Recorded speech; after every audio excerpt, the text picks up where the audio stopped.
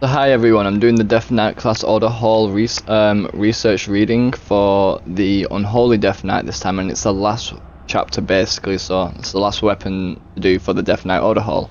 So anyways, here we go.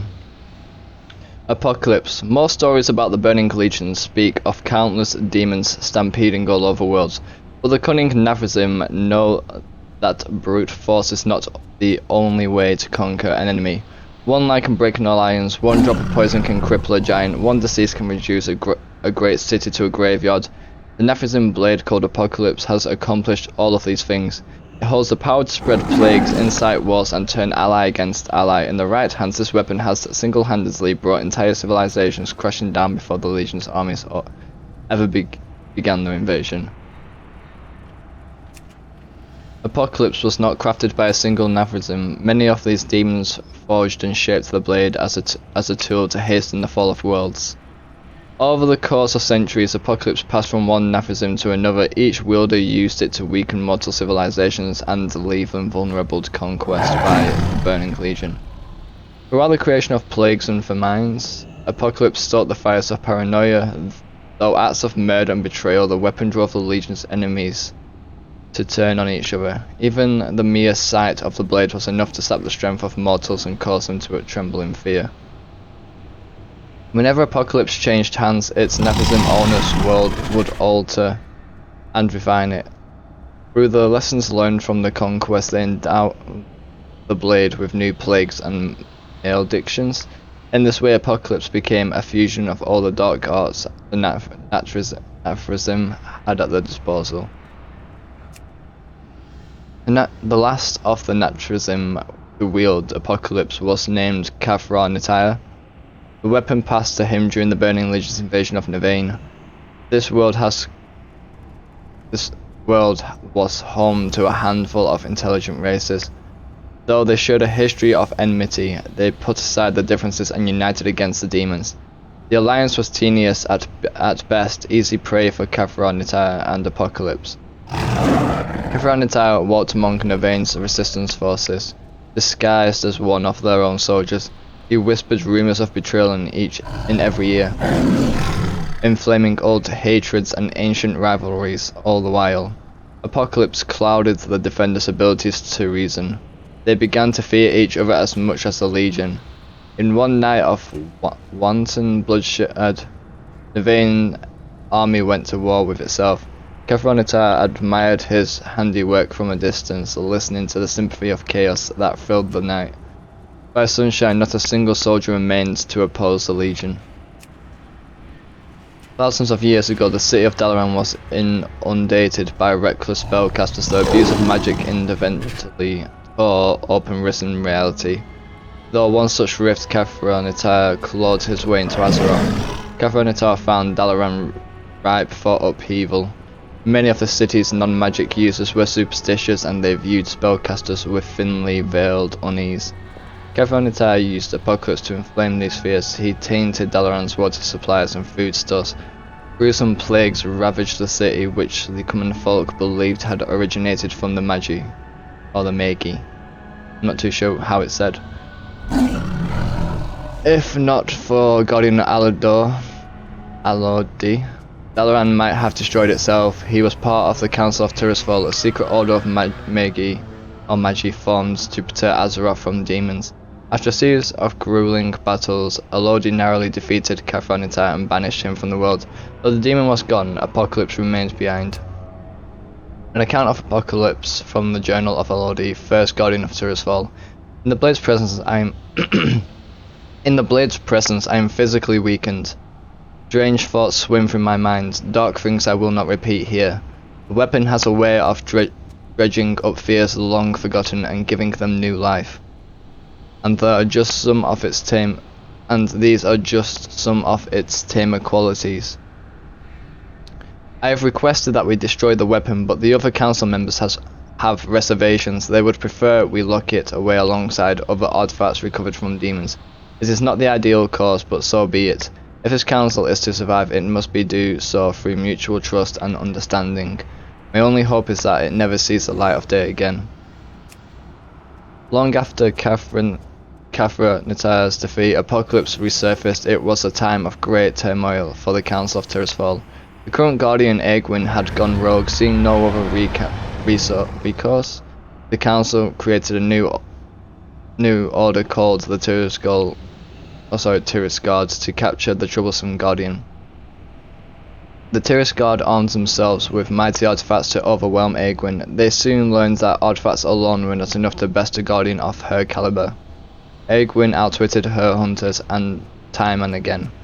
Out of desperation, the Council finally unearthed Apocalypse and other closely guarded relics. They distributed these dangerous weapons to the most loyal and gifted Tirisguard members. Apocalypse was entrusted to Leif Sha'al. From the very moment he held the blade, a darkness bloomed in his mind. It would continue to fester and swell until it consumed him entirely. Apocalypse granted Leif Sha'al more power than he could have hoped for, but it came at a price. Hatred tainted his thoughts. His wish to see Aegwynn brought to justice became a wish to see her dead. Sorry about that, just kind of, yeah. Leif narrowly missed cornering his prey in the small human village of Corwell. He interrogated the townsfolk, accusing them of conspiring with Aegwynn. Though Corwell's people knew nothing of the Guardian's whereabouts, they succumbed to Apocalypse's influence. Before long, neighbour regarded neighbour with suspicion. Paranoia sank its poisoned fangs into the Quant village. In a fit of rage, Leif cut down the tower elder. The death ignited a wave of violence. Friends and family turned on each other with bare hands, teeth, and whatever else that could serve as a weapon. Only Leif walked out of the village alive. From Chapter 8 of On Plagues, Curses and Blights by royal historian Arcasonus, there is an odd period of history during which we see an increase in disease, famine, and violence. The exact cause of these hardships is unknown. One interesting theory associates them with a nameless horseman who carried a sword of sinister origin. In some legends this figure rode a pale horse, in others a black mare with eyes aflame. The horseman passed, trouble followed, crops withered, diseases festered. Innocent folk simply dropped dead. For this reason the horseman was known by many names: war, death, famine, and pestilence. Does such an individual really exist? I think not. Attributing plagues and such to a physical entity was just a means for the people of the time to cope with phenomena beyond their control.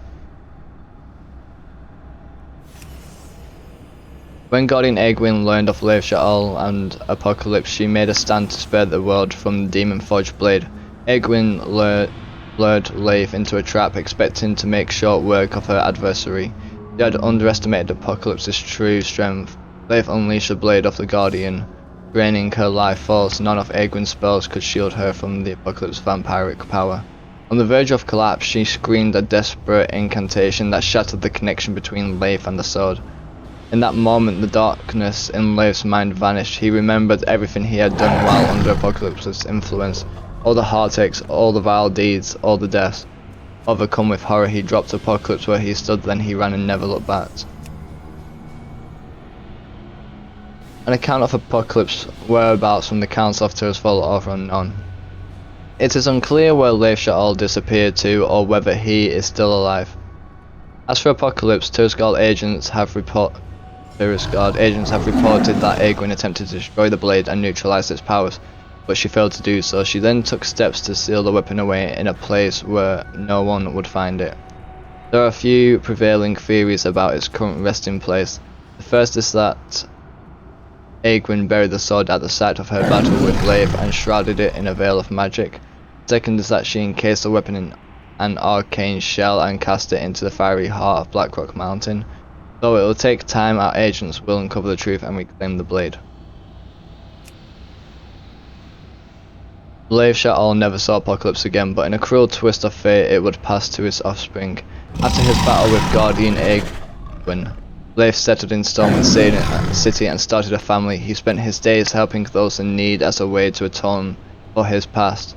His son Aridin did not live such an altruistic life. Aridin travelled to lands of Stormwind with a group of dubious merchants. These gifters sold counterfeit elixirs and artifacts, swindling innocent folk out of their personal fortunes. When the merchants tried to sell their wares to Guardian Medivh in Karazhan, their luck changed. Medivh saw straight through their lies. To punish the merchants, the guardians cursed them to act as his servants.